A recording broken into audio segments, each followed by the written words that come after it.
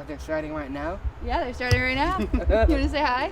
Hi. Hi. Were you at school today? Yes, Yeah? yeah. I like your shirt. Thank you. I think I remember you too. You were the one that was on the laptop. Yes, sir. Hey, can I say hi to the camera? And one of the things I remember the most is I think the day that he came home from the hospital, you could just see that Ike, knew that he needed to take care of him. You could just sense it right from the very beginning. He was diagnosed with Down syndrome the day he was born. Ike started soccer when he was 2, really, because his older sister also played soccer, and I was a soccer mom. I was the soccer team manager for all the soccer teams, and Jackson has followed his brother around and watched him play soccer his entire life, and that's really been our lives when they were growing up. My first thought was, this isn't fair. And not to me and Ann, not fair to Jackson. He wants to get out on the soccer field and play competitively in academy soccer like Ike's been doing, or he wants to play on the high school team. And frankly, we've always pushed him to do things like every other kid would be. We don't treat him like he has a disability because we don't want to cap what he can do and what he can achieve. That's why we got really involved in the unified soccer program. Yeah. I love my brother, and he does the United Unified, and I'm his #1 fan, but I'm his #1 brother. So I found Unified through North Florida United, just trying to play with him and get involved with the community. And then Coach Marty had brought me over to the Unified team to try out, made the team, and I've been there ever since. It's changed his life.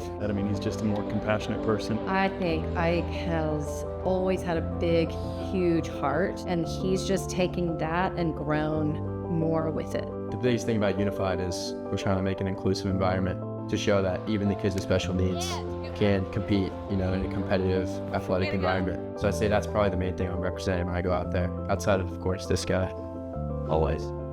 When Coach Marty was trying to get enough kids to come play in North Fulton, I said, Marty, can I play? I'll just be one of the partners. And I get it. He goes, but I really want kids from the high school to play because I want the players on the team to be walking through the hallways at school and see kids they play soccer with and help build those friendships.